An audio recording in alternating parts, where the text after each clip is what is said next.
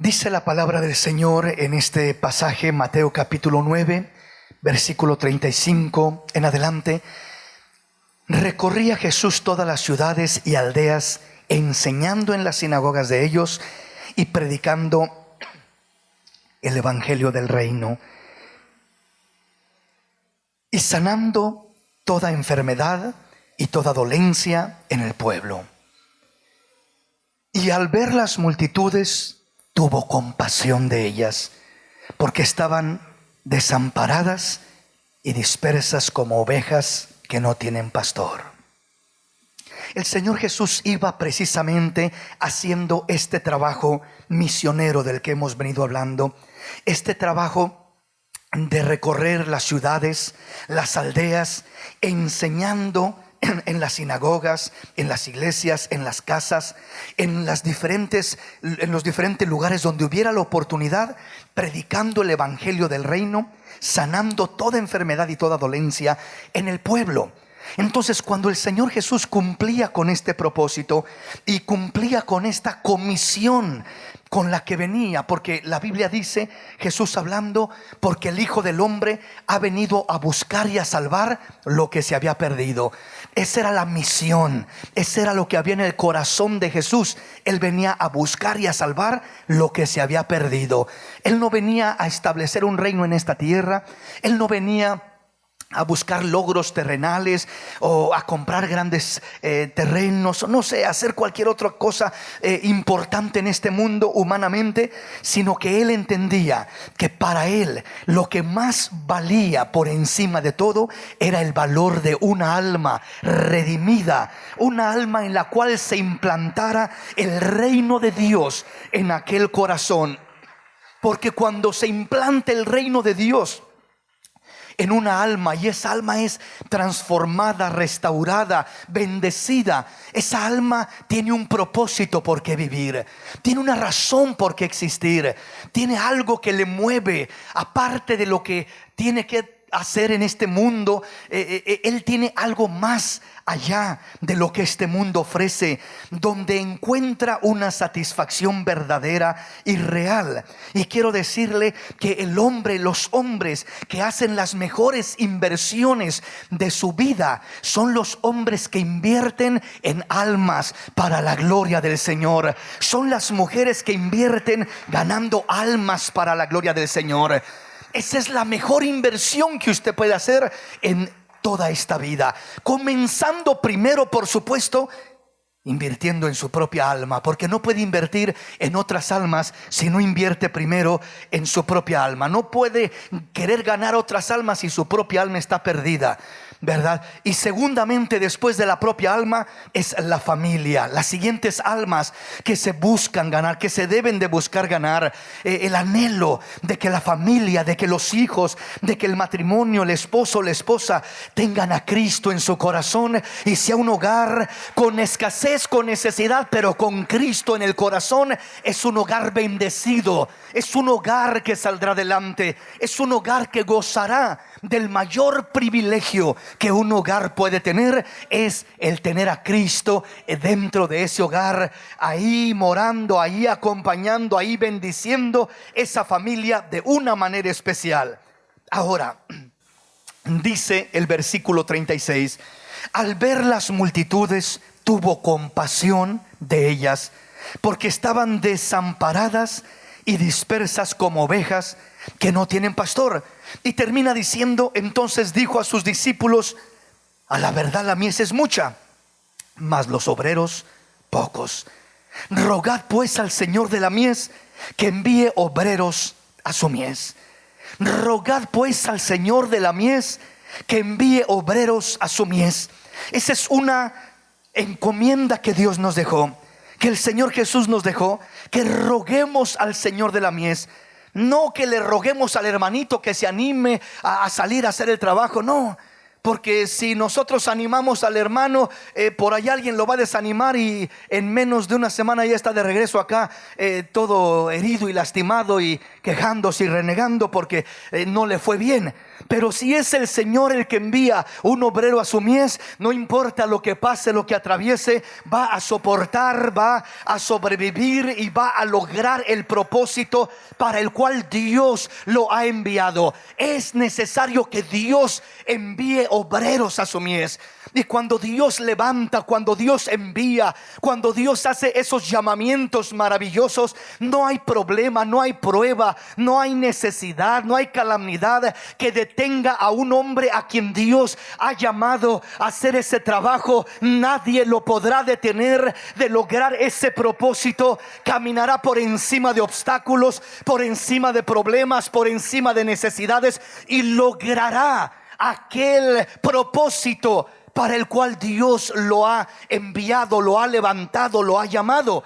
Pero vea usted esto: al meditar en el versículo 36 y en el versículo 38, el versículo 36, el versículo 38 dice: rogad pues al Señor de la mies que envíe obreros a su mies. Dios nos manda a hacer eso, a orar, a rogar, a pedirle al Señor. Pero el versículo 36 nos enseña cómo es que sucede esto, cómo es que brota un llamamiento de parte de Dios para poder ser un obrero del Señor, para poder salir, trabajar, ser enviado de parte de Dios, hacer un trabajo de parte de Dios de una manera especial. El versículo 38 nos habla del anhelo de Dios de que se levanten más obreros, y nuestra responsabilidad, repito, de rogar pues al Señor de la mies que envíe obreros a su mies. Pero repito, el versículo 36 nos enseña cómo sucede esto. ¿Qué es lo que tiene que brotar, aparecer? ¿Cómo comienza todo esto? De un llamamiento, de un llamado de parte de Dios para poder trabajar, para servirle, saliendo a hacer ese trabajo. Pero no solamente saliendo, sino aún internamente, localmente también se aplica el mismo principio. El versículo 36 dice lo siguiente: al ver las multitudes, tuvo compasión de ellas, porque estaban desamparadas y dispersas como ovejas que no tienen pastor. Al ver las multitudes, tuvo compasión de ellas. Esta palabra, tuvo compasión de ellas, es una palabra clave. Tuvo compasión. Si no hay compasión, si no se despierta una compasión en nuestro corazón por las almas, por la condición de la vida del hombre sin Cristo, por mirar hombres y mujeres yéndose a la condenación eterna día tras día, y que no nos duele, que no nos importa, que nos hacemos indiferentes a esa necesidad tan palpable, esa necesidad de que la miramos a nuestros alrededores continuamente, que caminamos por un lado y miramos ahí almas vagabundas, almas perdidas, almas que caminan desamparadas y dispersas. No hay algo por qué vivir. Andan vagando por el mundo, andan dispersas, siendo presas fáciles de cualquier cosa, de cualquier enemigo, de cualquier vicio, de cualquier adicción, de cualquier situación que los oprime y que los destruye, de cualquier problema, de cualquier situación que pasan en la vida. Así se miran las multitudes que miramos en nuestros alrededores. Usted va a un centro comercial y mira multitudes en esos lugares. ¿Y qué hacen esas multitudes? ¿Qué buscan esas multitudes? ¿Cómo viven esas multitudes? Son multitudes que andan dispersas, desamparadas, como ovejas sin pastor, sin guianza, sin dirección, sin conocimiento del santo evangelio, del glorioso mensaje de nuestro amado Salvador, que hay una esperanza a una vida mejor, a una vida nueva en esta tierra y una vida eterna después de esta tierra. Aleluya. No hay ese conocimiento, no hay ese entendimiento. Y el Señor Jesús, al mirar esas multitudes, dice: tuvo compasión de ellas. La palabra compasión es una pasión profunda, es una pasión que se siente por mirar la necesidad, la condición de una persona espiritualmente hablando. Podrás mirar que la persona anda en un carro del año, tiene un buen trabajo y aparentemente goza de todo lo que humanamente se quisiera tener, pero cuando tú logras ver su condición espiritual, la miras triste, la miras con problemas, la miras completamente descuidada, mala persona, porque no puede estar bien una persona si no tiene a Cristo en su corazón. Aparentará que está bien, pero en lo profundo de su corazón está mal. Nada de eso le llena, nada le satisface. Va vagando como un vagabundo buscando algo que llene ese vacío de su corazón. Y nosotros tenemos la solución a ese problema. Tenemos nosotros la gloriosa palabra de nuestro Dios, que nos enseña el camino, que nos enseña la verdad y que nos ofrece una nueva vida en Cristo Jesús, Señor nuestro. Aleluya. Cristo sintió compasión, y mientras no se despierte la compasión en nuestro corazón por las almas perdidas, caminaremos, viviremos y actuaremos indiferentes a la necesidad espiritual de las almas. Es más fácil para que nosotros se despierte compasión por una necesidad humana.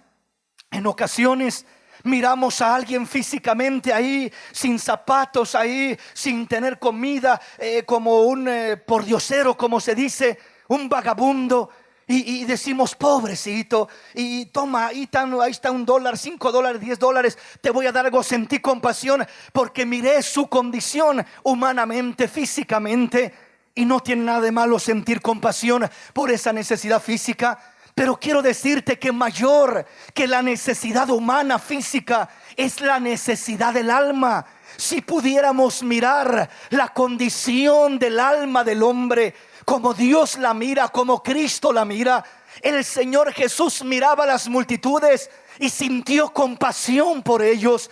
¿Por qué sintió compasión? Porque Él lograba mirar la condición real, no del hombre humano, no de la persona en su condición humana.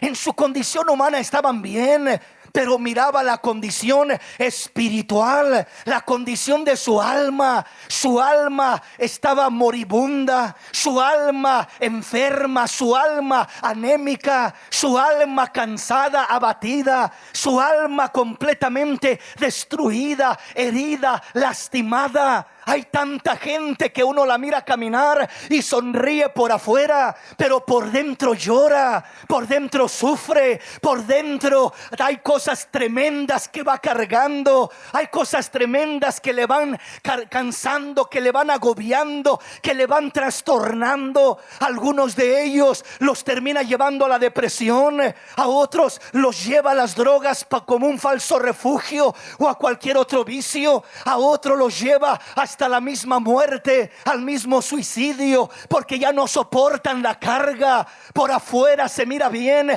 pero por adentro está mal la cosa. Y Dios quiere despertar en nosotros una visión para que miremos no la condición externa que presenta la gente, sino la condición interna del alma necesitada, del alma angustiada, del alma herida, del alma que sufre, para que busquemos disponer nuestro corazón al sentir esa compasión y llevarles la medicina, y llevarles la solución, y llevarles la respuesta.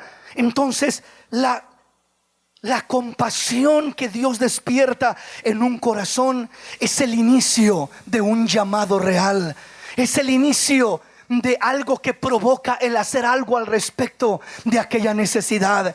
Mientras la persona no siente compasión, lo mira todo superficial. ¿Recuerda usted cuando habla la palabra del buen samaritano? Que un hombre pasaba por un camino y lo asaltaron, lo golpearon, lo robaron y lo dejaron tirado en el camino ahí medio muerto. Aquel hombre, dice la palabra, que por ahí pasó un sacerdote y lo miró, y solamente lo miró y siguió de largo su camino. Quizás dijo, pobrecillo, o a lo mejor dijo, pues él a lo mejor andaba haciendo algo malo, o qué mala suerte le tocó, o cualquier otra cosa que pudo haber pensado, pero no hizo nada por ayudarlo, no sintió compasión por él. Luego después dice que un levita pasa por ahí y también lo mira, y lo mira como si nada y pasa de largo. No hubo compasión en sus corazones. No importa cuánta necesidad veamos a nuestro alrededor, si Dios no nos hace sensibles a la compasión, si no se despierta un corazón compasivo en nosotros por la necesidad de las almas, de los hombres, de las mujeres, los miraremos con indiferencia. Pasaremos de largo al mirarlos ahí golpeados por la vida, golpeados por el enemigo, heridos, atrapados, lastimados. Solamente pasaremos de largo y no haremos nada al respecto para ayudarlos. Pero dice la palabra que después de que pasó el levita y que pasó el sacerdote, ¿quiénes eran estos hombres? Eran religiosos, eran las autoridades religiosas del tiempo entonces. Es decir, un levita, un sacerdote, y fueron los que más indiferentes se mostraron a la necesidad de aquel hombre golpeado y lastimado. Pero entonces dice que pasó un samaritano, y dice, y este era samaritano. ¿Por qué recalca en eso? Porque los samaritanos y los judíos eran enemigos prácticamente. No se llevaban bien, no había buena relación. ¿Recuerda usted lo que la mujer samaritana le dijo al Señor Jesús por un simple vaso de agua que le pidió el Señor Jesús? Dame de beber, mujer. ¿Cómo tú me pides de beber si tú eres judío y yo samaritana? Y sabes que no nos llevamos bien. ¿Cómo se te ocurre pedirme a mí si no hay buena relación entre judíos y samaritanos? Tenemos un pleito casado ahí, y había ese pleito. Pero este samaritano, aunque era un judío el que estaba tirado ahí, no dijo, pues se lo merece, son tremendos, nos tratan mal. Porque los judíos maltrataban mucho a los samaritanos, los menospreciaban. ¿Por qué razón? Porque los judíos eran el linaje real y los samaritanos son una mezcla de judíos y samaritanos. Entonces el samaritano era como un bastardo a los ojos de los judíos. Era como un mezclado. No era puro, no era limpio, aunque también adoraban al Dios de Abraham, pero no venía en esa línea pura de lo que eran los judíos. Así que los miraban con rechazo, con indiferencia. Pero aún así este samaritano no dijo, pues ahí eso se lo merece por ser tan malos los judíos con nosotros los samaritanos, por menospreciarnos tanto. No dijo eso, sino que él fue movido a misericordia, porque sintió compasión por aquel hombre lastimado, aquel hombre herido, sin importar si era judío, sin importar qué nacionalidad era, sin importar cuál era la situación personal. Él simplemente fue movido a misericordia. Sintió compasión por aquel judío que estaba ahí golpeado, herido.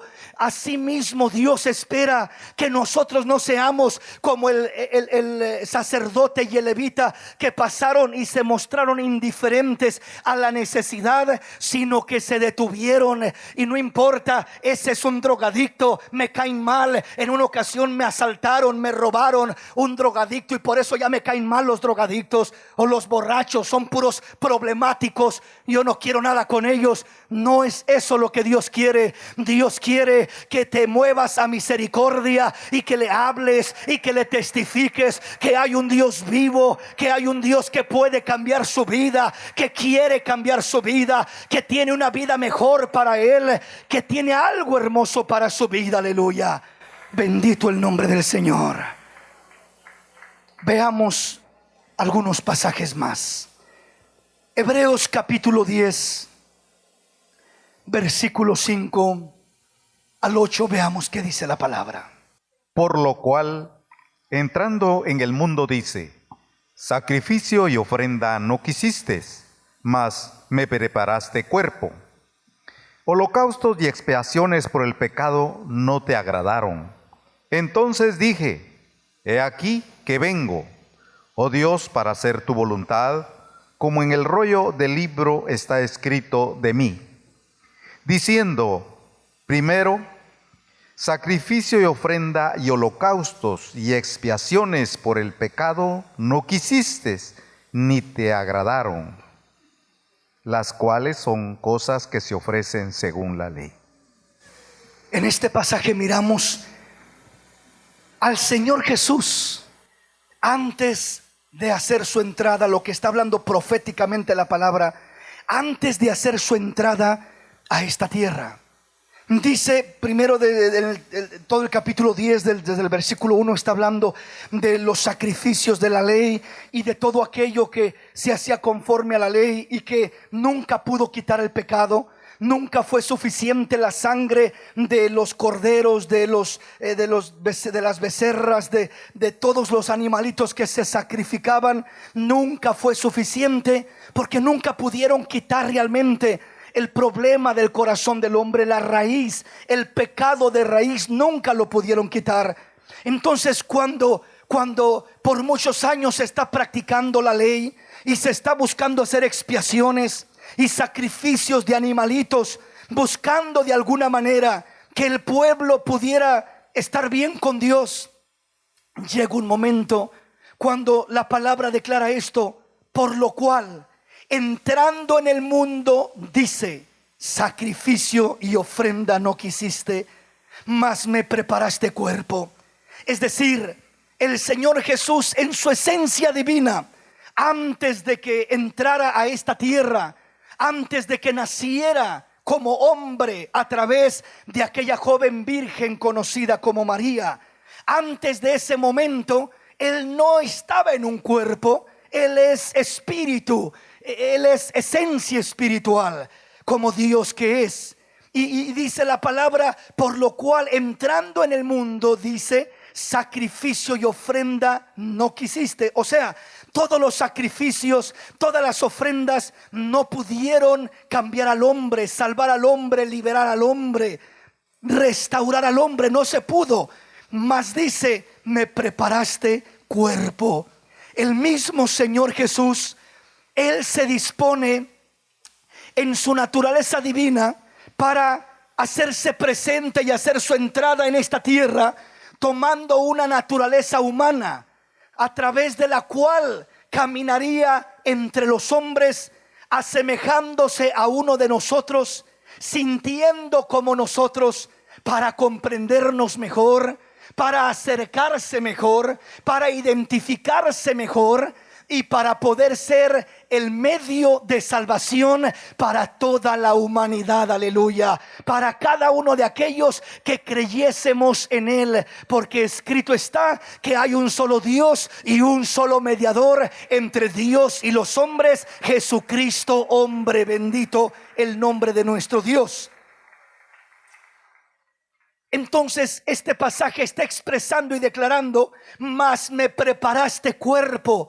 Él quiso habitar en un cuerpo de carne como el tuyo y como el mío. Él quiso asemejarse a nosotros. Él quiso hacerse como nosotros para venir a buscarnos a nosotros, para identificarse con nosotros, para convertirse en uno de nosotros, pero sin pecado. Y en esa forma de hombre que Él toma, dice, mas me preparaste cuerpo. Se preparó un cuerpo para que lo habitara la divinidad, para que lo divino se encarnara en lo humano, aleluya. Dijera el apóstol Pablo, indiscutiblemente grande es el misterio de la piedad, del amor de Dios. Dios fue manifestado en carne, aleluya. El verbo se hizo carne y habitó entre nosotros. La palabra viva de Dios se encarnó, se manifestó en un cuerpo, en una humanidad, naciendo como hombre, creciendo, viviendo como hombre, para relacionarse, identificarse con nosotros y darnos eterna salvación. Dice, mas me preparaste cuerpo. Holocaustos y expiaciones por el pecado no te agradaron. Entonces dije, he aquí que vengo, oh Dios, para hacer tu voluntad, como en el rollo del libro está escrito de mí. Entonces dije, he aquí vengo, oh Dios, para hacer tu voluntad, como en el rollo del libro está escrito de mí.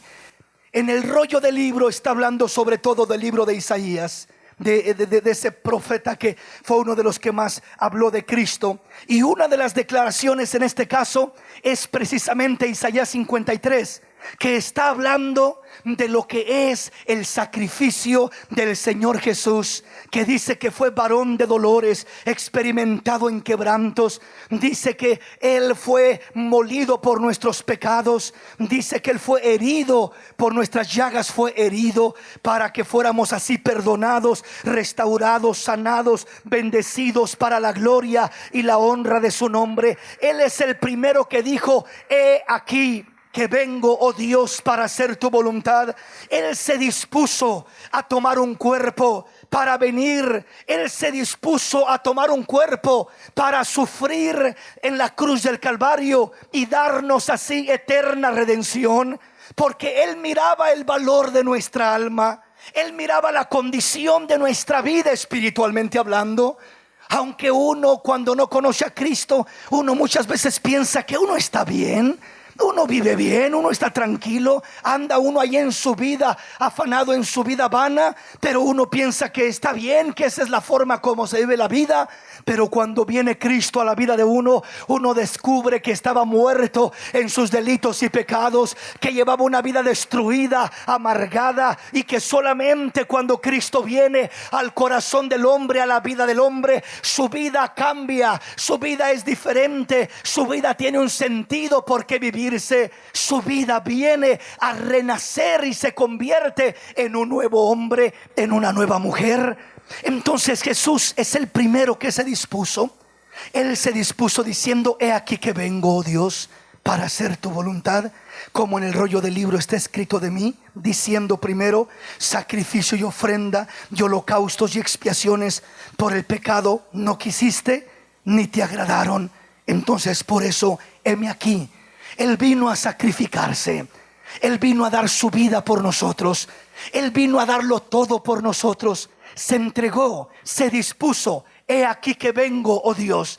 Dispuso su ser para tomar un cuerpo y morir a través de ese cuerpo como hombre, condenando al pecado en ese cuerpo de carne, destruyendo a la muerte, resucitando al tercer día y derrotando a los principados y a las potestades, triunfando sobre de ellos en la cruz del Calvario. Él dispuso su vida para darlo todo por ti, para darlo todo por mí, para hacerlo todo por ti, para hacerlo todo por mí. Pero ahora la pregunta es: ¿de qué manera respondemos a lo que Cristo hizo por nosotros? Él no puso peros. Él no dijo: va a ser muy doloroso ir a la cruz. Él no dijo: va a ser muy pesado cargar esa cruz. Va a ser muy duro tener esa corona de espinas en mi cabeza. Esos insultos y ofensas y maltratos. Va a ser muy difícil todo eso. Yo no quiero pasar por eso. Él no dijo: no lo voy a hacer, me voy a abstener porque es muy difícil. No, Él dijo: heme aquí, oh Dios, vengo para hacer tu voluntad. Veo el valor de las almas, veo la necesidad de las almas, y voy a ir a redimir a las almas, salvándolas, liberándolas, restaurándolas, perdonándolas. Ahí miramos la entrega del Señor Jesús en su disposición de decir: voy, heme aquí, voy a hacer tu voluntad, voy a cumplir con el propósito de salvar las almas. Veamos cómo lo dice Isaías. Isaías capítulo 6. La disposición del hombre es lo primero que Dios espera y busca para trabajar a través del hombre. La disposición del hombre es lo primero que Dios busca y desea encontrar en el hombre para poder trabajar a través del hombre. Dios puede hacer cosas grandes en tu vida y a través de tu vida.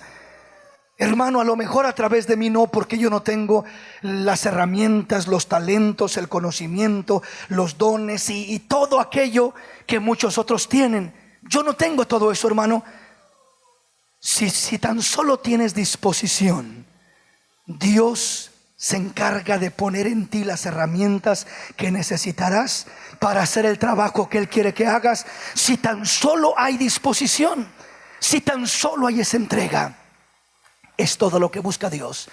Dios no busca a ver quién tiene las capacidades, las cualidades, las aptitudes, que realmente tenga estos dones y estos talentos y estas virtudes. No, simplemente quiero disposición. Vea cómo dice Isaías capítulo 6, versículo 1 al 8. En el año que murió el rey Usías, vio al Señor sentado sobre un trono alto y sublime, y sus faldas llenaban el templo. Por encima de él habían serafines, cada uno tenía 6 alas, con 2 cubrían sus rostros, con 2 cubrían sus pies, y con 2 volaban. Y el uno al otro daba voces diciendo: Santo, santo, santo, es el Dios de los ejércitos, toda la tierra está llena de su gloria. Y los quiciales de las puertas se estremecieron con la voz del que clamaba, y la casa se llenó de humo. Entonces dije: ay de mí, que soy muerto, porque siendo hombre inmundo de labios y habitando en medio de pueblo que tiene labios inmundos, han visto mis ojos al Rey, el Dios de los ejércitos. Y voló hacia mí uno de los serafines, teniendo en su mano un carbón encendido, tomado del altar con unas tenazas. Y tomando con él sobre mi boca dijo: he aquí que toco tus labios, y es quitada tu culpa, y limpio tu pecado. Después oí la voz del Señor que decía: ¿a quién enviaré? ¿Y quién irá por nosotros? Entonces respondí: yo, heme aquí, envíame a mí.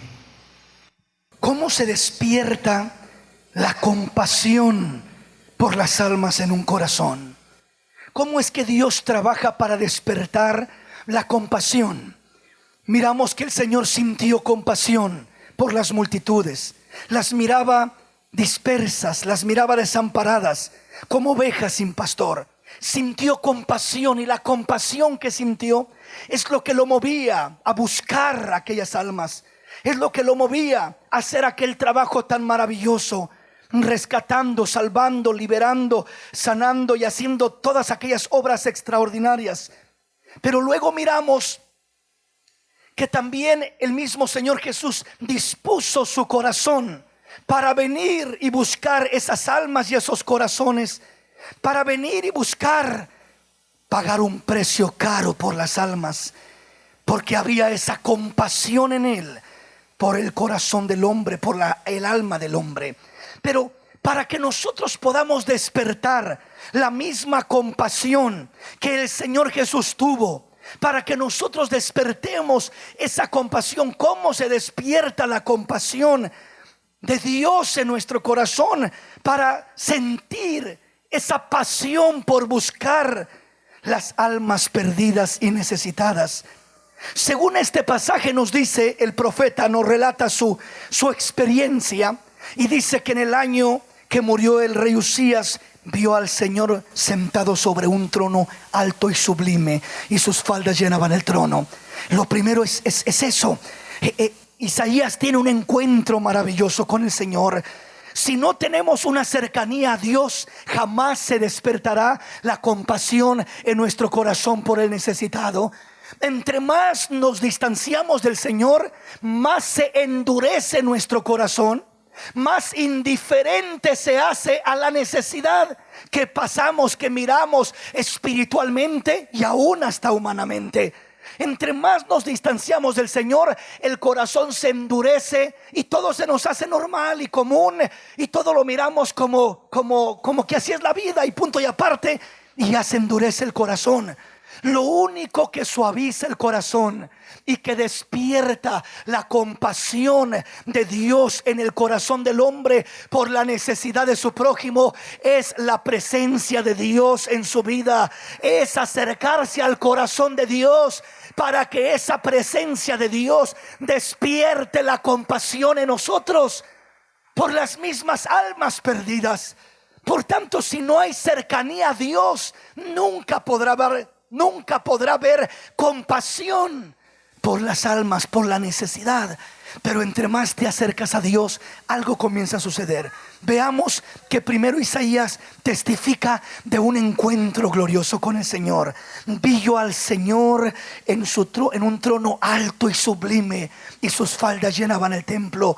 Por encima de él había serafines. No solamente mira al Señor, mira lo que es la revelación de los serafines alrededor del trono de Dios. Y dice: por encima había serafines, cada uno tenía 6 alas.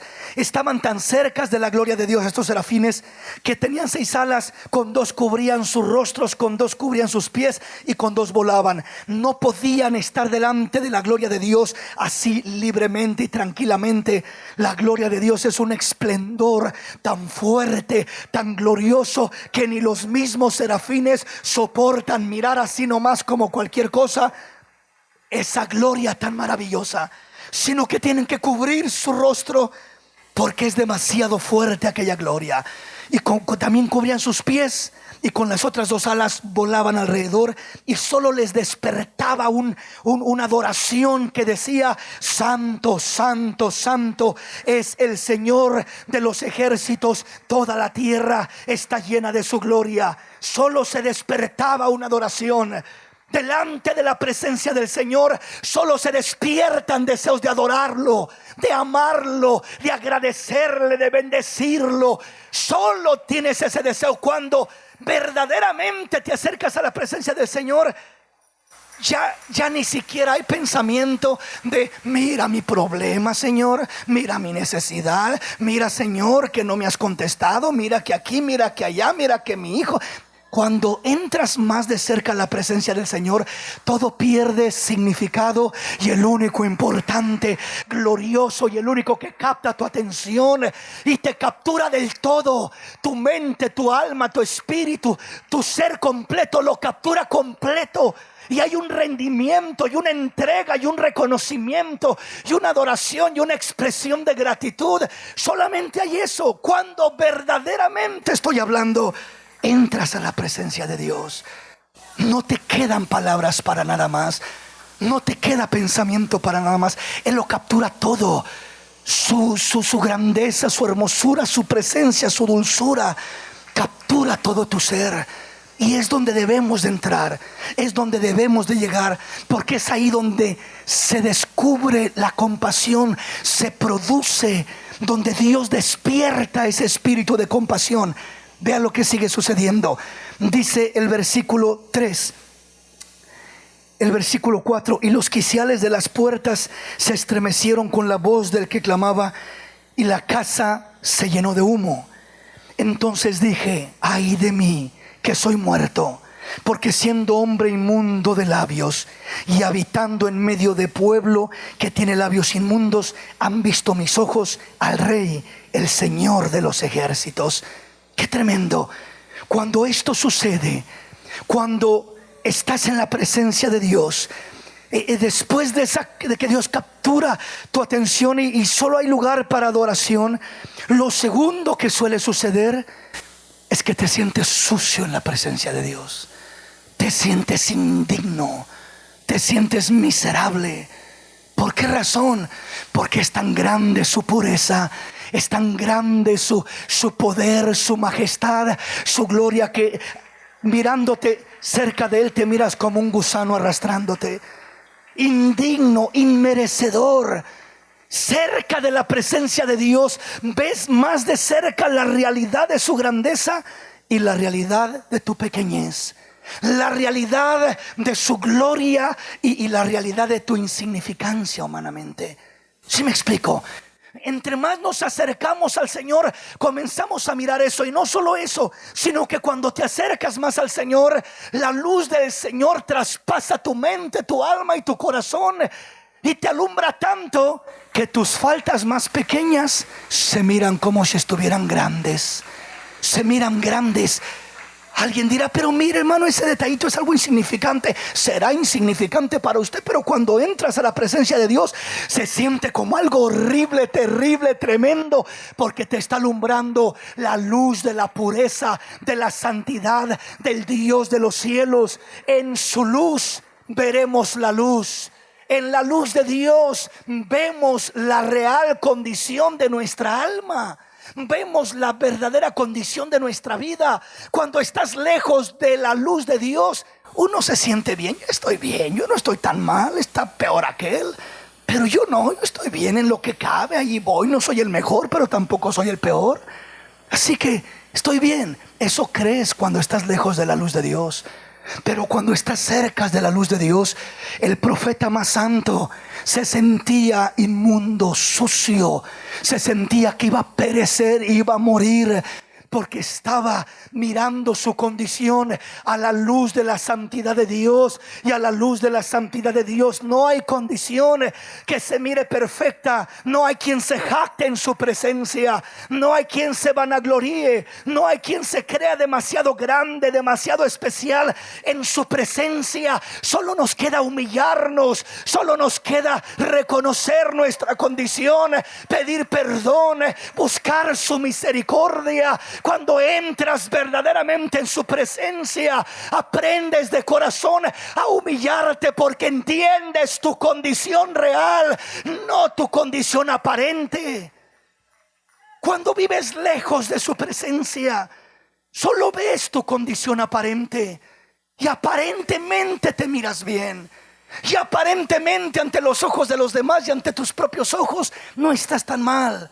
Pero repito, en la presencia del Señor las cosas se miran diferentes. Y ahí es donde se descubre la condición real de uno.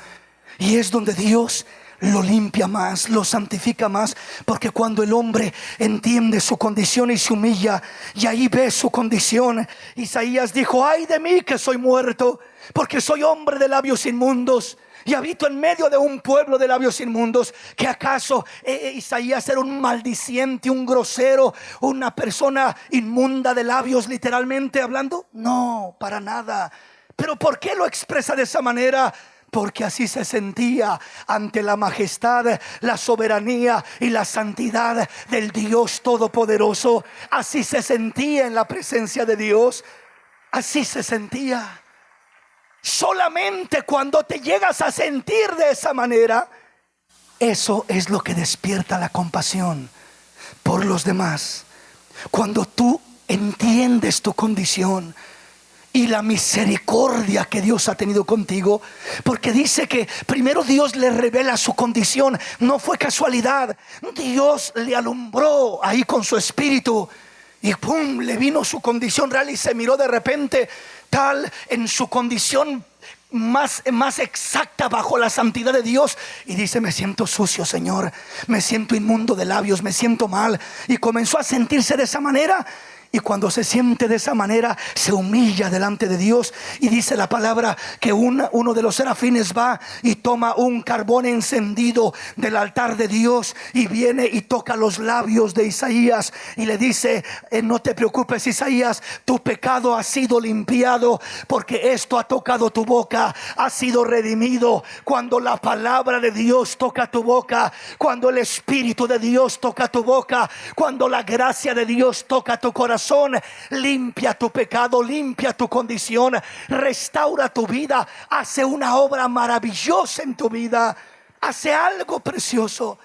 Y ahora tú valoras y entiendes y agradeces, porque recuerdas quién eras, cómo estabas y lo que Dios ha hecho en tu vida por su misericordia.